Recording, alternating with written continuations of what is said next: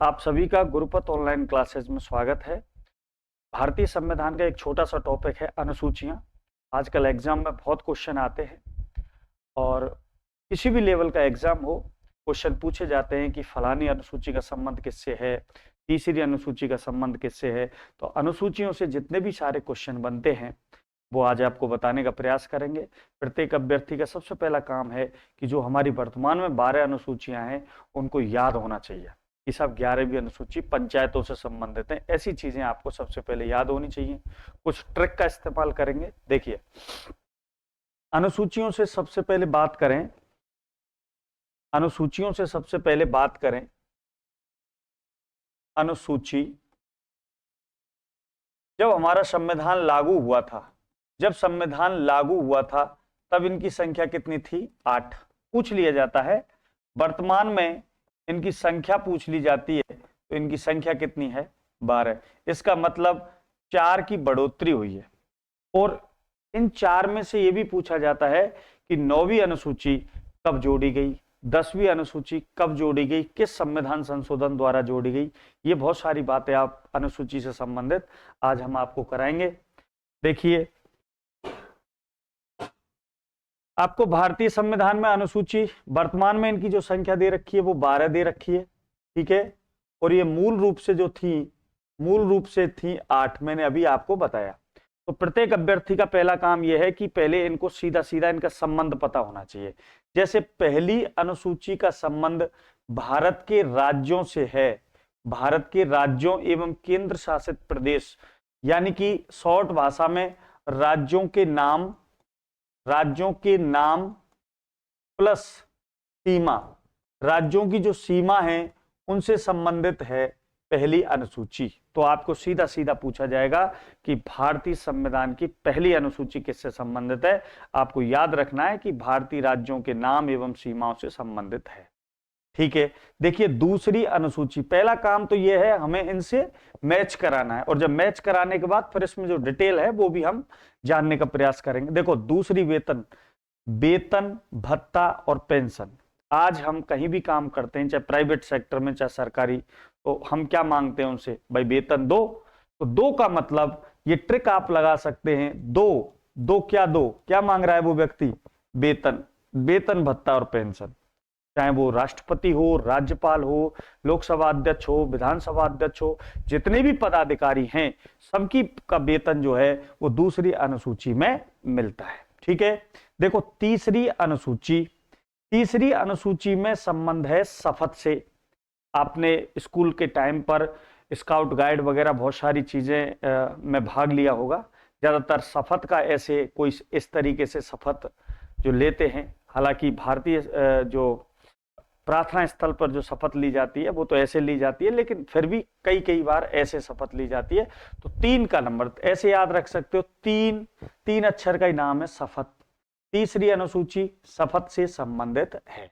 दूसरी वेतन दो, पहली भारतीय राज्यों का संघ। चौथी अनुसूची, देखो चौथी अनुसूची का राज्यसभा में सीटों का आवंटन को कहते हैं बंटवारा, कि सब राज्यसभा की वर्तमान सीट कितनी है? 245। अधिकतम कितनी हो सकती है? 250, ठीक है। ऐसी बातें इसमें कि प्रत्येक राज्य को जो सीट मिली हुई है उस सीटों का बंटवारा चौथी अनुसूची के हिसाब से किया जाता है। देखो, 5वीं अनुसूची का हमें याद करना है, अनुसूचित जाति एवं जनजाति क्षेत्रों का प्रशासन एवं नियंत्रण। 1 मिनट इसको देखेंगे। 5वीं देखो, अनुसूचित जाति एवं जनजाति क्षेत्रों में बहुत सारे ऐसे राज्य हैं जहां पर इनकी संख्या बहुत है, अनुसूचित जनजातियों और जातियों की। वहां पर नियंत्रण एवं प्रशासन के लिए राष्ट्रपति की क्या जिम्मेदारी है, राज्यपाल की क्या जिम्मेदारी है, वो सारी चीज 5 में दे रखा है, अनुसूची 5 में। देखिए, 6वीं अनुसूची पूर्वोत्तर, यानी कि भारत के पूर्वी साइड में जो 4 राज्य हैं इनका नाम पूछा जाता है, ये ध्यान रखना। असम, मेघालय, त्रिपुरा और मिजोरम, इन 4 राज्यों के जो जनजातीय क्षेत्र हैं उन क्षेत्रों में प्रशासन एवं नियंत्रण के लिए स्पेशल 4 राज्य हैं। उसका जो पूरा विवरण दे रखा है वो 6वीं अनुसूची में दे रखा है, एक ये याद रखना है। 7वीं अनुसूची, देखो केंद्र एवं राज्यों के बीच जो शक्तियों का बंटवारा है जिसे हम सूची कहते हैं, ठीक है, जिसे हम क्या कहते हैं, सूची। और सूची कितने प्रकार की, 3। कौन सी, एक संघ सूची होती है जिसमें केंद्र सरकार कानून बनाती है, एक राज्य सूची होती है जिसमें राज्य सरकार कानून बनाती है, एक समवर्ती सूची होती है जिसमें राज्य सरकार और केंद्र सरकार दोनों ही कानून बना सकती है। लेकिन अगर दोनों में, केंद्र सरकार और राज्य सरकार में किसी भी विषय को लेकर विवाद होता है तो किसकी चलेगी, संघ सरकार की। इसमें विषयों की संख्या दे रखी है, वो आगे आपको बताऊंगा, लेकिन आपको ध्यान रखना है 7वीं और 7 सूची, ऐसे आप याद कर सकते हैं। देखिए 8वीं अनुसूची का संबंध भाषाओं से।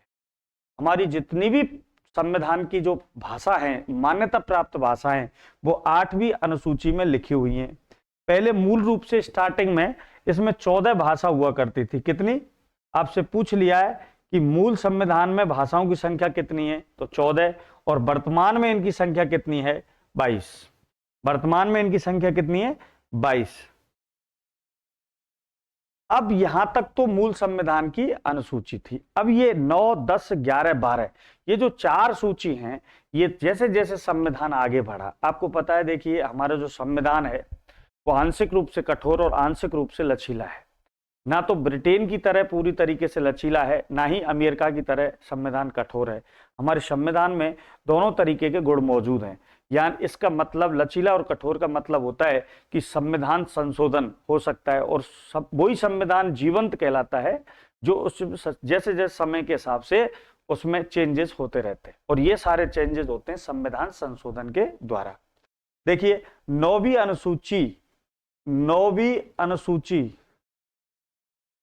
जो अनुसूची है वो भूमि सुधार से, जमींदारी उन्मूलन से संबंधित है। 1951 में जोड़ी गई, 1951 में जोड़ी गई पहले संविधान संशोधन द्वारा, पहले संविधान संशोधन के द्वारा 9वीं अनुसूची जोड़ी गई। ये ध्यान रखने। 10वीं अनुसूची कब जोड़ी गई? पहली बात तो 10वीं अनुसूची का जो संबंध है वो किससे है? दल बदल से। दा से 10 और दा से दल बदल, ऐसे याद रख सकते हो, दल बदल से। कब जोड़ी गई साहब? 85वां संविधान संशोधन हुआ, वो हुआ था 1985। 85वां नहीं, सॉरी एक सेकंड, 52वां संविधान संशोधन हुआ, 52वां संविधान संशोधन हुआ 1985। ये आपको खूब पूछा जाता है, 10वीं अनुसूची संविधान में कब जोड़ी गई। ठीक है। 11वीं अनुसूची का संबंध आपसे पूछ ले, पंचायतों से साहब गुरुजी। 12वीं अनुसूची का संबंध किससे? नगर पालिकाओं से है। ये जोड़ी गई 73वें संविधान संशोधन से, और ये जोड़ी गई 74वें संविधान संशोधन। बहुत ज्यादा याद रखने की जरूरत है। देखिए 52वां संविधान संशोधन से 10वीं जोड़ी गई, 73वां संविधान संशोधन से 11वीं जोड़ी गई, 74वां संविधान संशोधन से 12वीं जोड़ी गई, और पहले संविधान संशोधन से 9वीं जोड़ी। इसका मतलब मूल संविधान में 8 अनुसूची होती थी, वर्तमान में 12 हैं। इनका भी सन आप याद रख सकते हो 1992, और इसकी भी 1992। आप इस तरीके से याद कर सकते हो।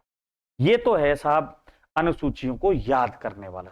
आपसे पूछा जाए डायरेक्ट, दूसरी अनुसूची का संबंध किससे है? तीसरी अनुसूची का संबंध किससे है? शपथ से है। दूसरी का वेतन से। 4 माने। अब इसकी थोड़ी सी जानकारी आप रख सकते हो। पहली अनुसूची से बात करेंगे, जिसमें एग्जाम के मुकाबले क्या आता है वो सारी चीजें हम देखेंगे।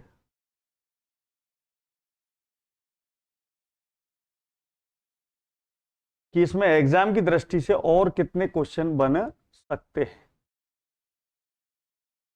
देखिए पहली अनुसूची में बात करें तो पहली अनुसूची में एग्जाम की दृष्टि से बस ये पूछा जाता है कि पहली अनुसूची में जो राज्यों के नाम और सीमा का जो पूरा कॉन्सेप्ट है वो पहली अनुसूची में आता है। अनुच्छेद 1 से लेकर 4 तक जो अनुच्छेद दे रखे हैं वो पहली अनुसूची से संबंधित है। ये आपको ध्यान रखना है।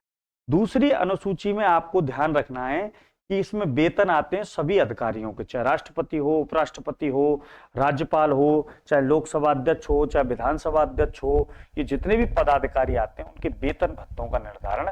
इसमें आपको दो बातें याद रखनी है। देखिए, जो राज्यपाल होता है राज्यों में, एक होता है न्यायाधीश, और न्यायाधीश होते हैं हाई कोर्ट में। प्रत्येक राज्य में हाई कोर्ट होता है, जिसको आप उच्च न्यायालय कहते हैं।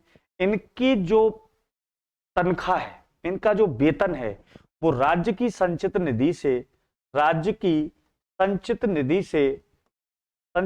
से दिया जाता है, पहली बात तो, ठीक है, इन दोनों का। लेकिन इनको जो पेंशन है, ये आपको ज्यादा ध्यान रखने की जरूरत है कि इनको जो पेंशन मिलती है वो केंद्र की संचित निधि से दी जाती है। ये दो बातें यहां पर वेतन भत्तों से संबंधित जो है वो आपको याद रखना है, ठीक है। अब तीसरी बात करें, शपथ में गुरुजी क्या याद रखें। देखो, जितने भी पदाधिकारी हैं, चाहे कोई भी पदाधिकारी हो, उनकी शपथ का उल्लेख जो है वो तीसरी अनुसूची में है। लेकिन राष्ट्रपति, उपराष्ट्रपति और राज्यपाल, तीन व्यक्ति हैं जिनकी शपथ का उल्लेख यहां नहीं मिलता है। राष्ट्रपति, उपराष्ट्रपति है ना, और राज्यपाल,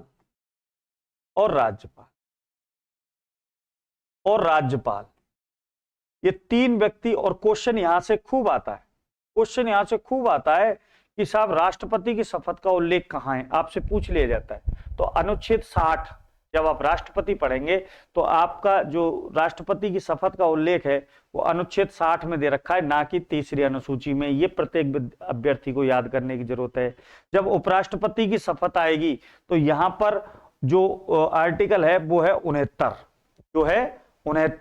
और राज्यपाल की जो शपथ का उल्लेख है वो 159। यह अनुच्छेद आपको याद करने प्रत्येक अभ्यर्थी को, क्योंकि इन तीनों से पूछ लिया जाता है राज्यपाल की शपथ का उल्लेख किस अनुसूची में है। तो हम सीधा जाके तीसरी अनुसूची कर देते हैं, तीसरी में नहीं है। राज्यपाल, उपराष्ट्रपति, राष्ट्रपति, क्योंकि राष्ट्रपति की शपथ का उल्लेख अनुच्छेद 60, उपराष्ट्रपति की 69, और जो राज्यपाल की जो शपथ है वो 159। ये बहुत, जो एग्जाम की दृष्टि से बता रहा हूं, वो ज्यादा महत्वपूर्ण, ठीक है। आगे चलते हैं साहब। चौथी के बारे में एग्जाम में क्या सवाल बन सकते हैं चौथी अनुसूची का। देखो, चौथी अनुसूची में जो है, चौथी अनुसूची में और क्या क्वेश्चन बन सकते हैं। शपथ वाले में आप 3 का याद रखना, बस 3 का याद रखना बस। देखो, चौथी अनुसूची में राज्यसभा में सीटों का आवंटन है, वो आपको याद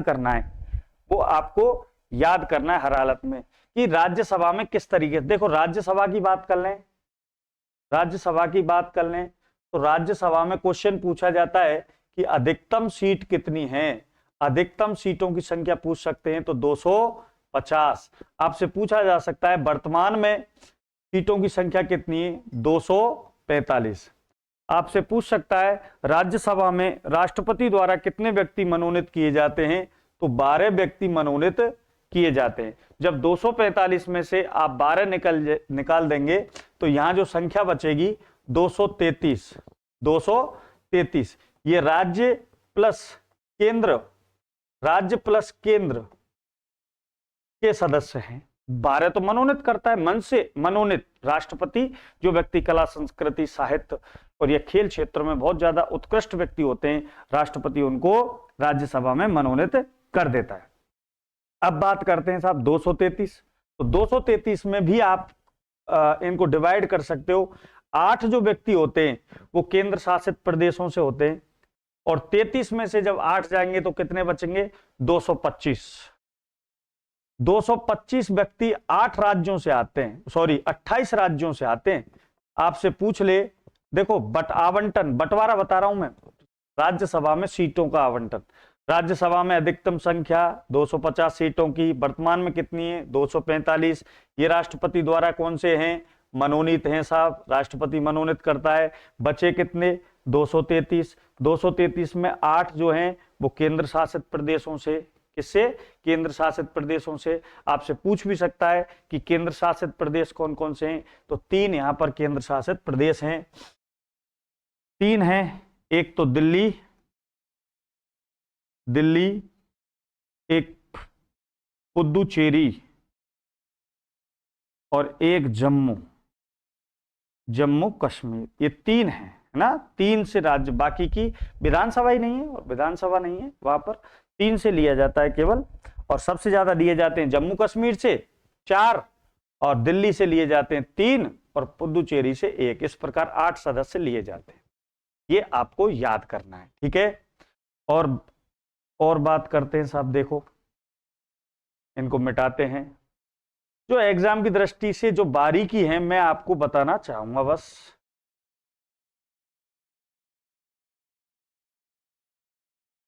अब बात करते हैं साहब, देखो 6वीं अनुसूची में, है ना। 6वीं अनुसूची से गुरुजी क्या क्वेश्चन आ सकता है?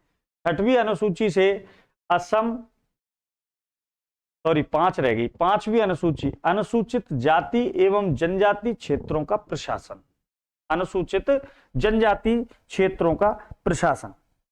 इसमें क्या होता है, जो राष्ट्रपति होता है ना, वो जनजातीय सहकारी परिषद, सलाहकारी परिषद, एक परिषद का गठन करता है जिसको बोलते हैं जनजाति सलाहकार परिषद। इसका गठन किया जाता है। इसमें सदस्यों की संख्या होती है 20, और ये जो परिषद है वहां जो जनजातीय प्रदेश है, राज्य है, वहां के राज्यपाल से परामर्श करने के बाद, अच्छा वो ये साहब परिषद क्या करता है, ये जनजातियों के कल्याण के लिए, उत्थान के लिए काम करता है। इतना आप याद कर लो कि आप 5वीं जो अनुसूची है वो अनुसूचित जाति एवं जनजाति क्षेत्रों का प्रशासन है। इसमें राष्ट्रपति जो है वो एक परिषद का गठन करता है।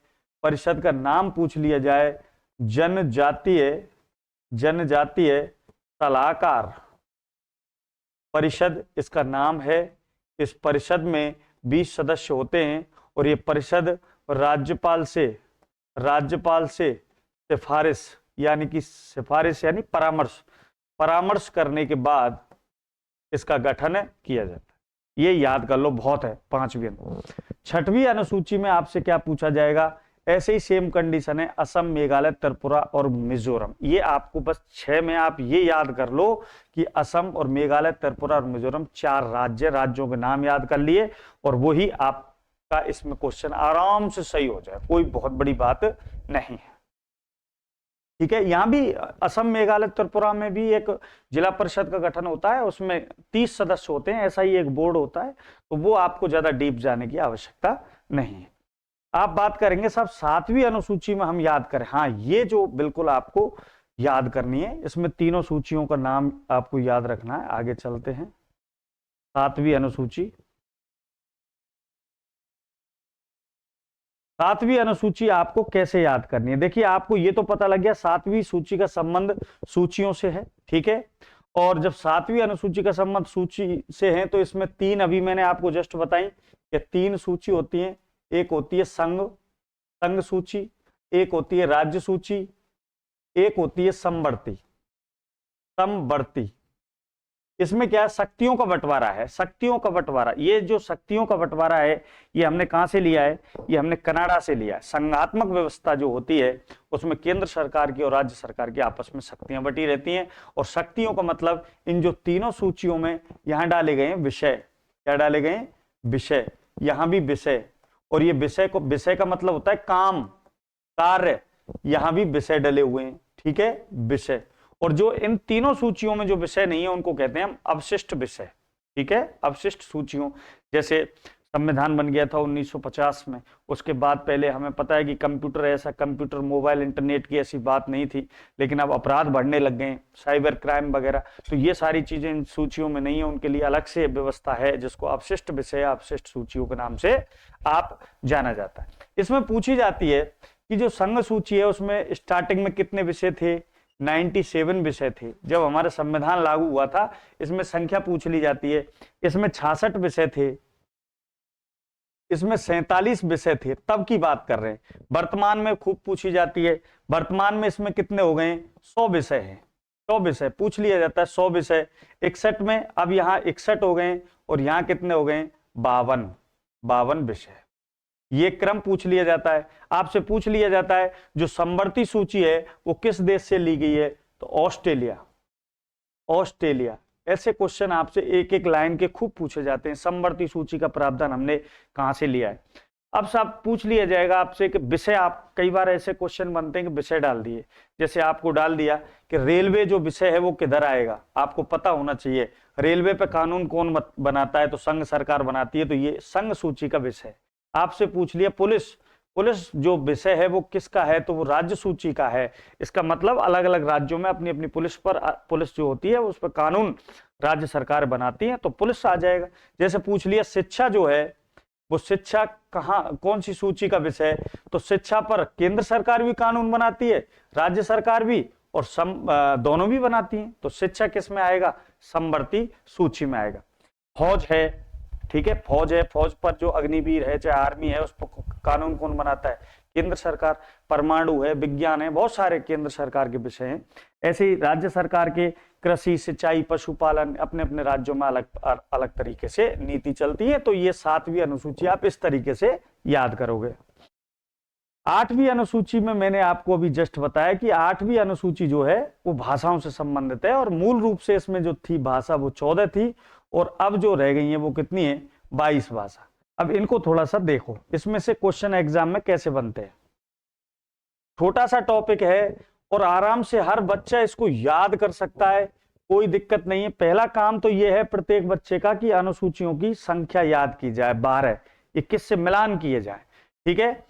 देखो इसमें आपको जो याद करनी है कि 14 से लेके जो भाषा बढ़ी है 22, इससे पूछा जाता है कि ये कब कब और कैसे कैसे बढ़ी है, ये आपसे खूब पूछा जाता है।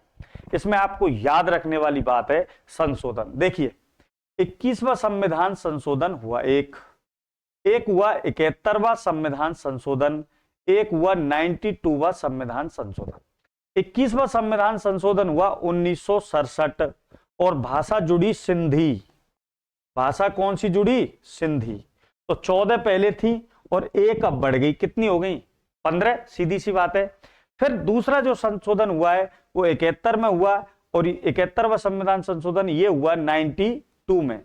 इसमें 3 भाषाएं जुड़ी, और 3 भाषाओं के लिए जो सूत्र है आप उसको नमक से याद कर सकते हैं, नेपाली, मणिपुरी और कोंकणी। आप इस तरीके से याद कर सकते हैं, नेपाली, मणिपुरी और कोंकणी, ये 3 भाषाएं जोड़ी गई 71वां संविधान संशोधन में। 71वां, और कब हुआ, 92 नहीं।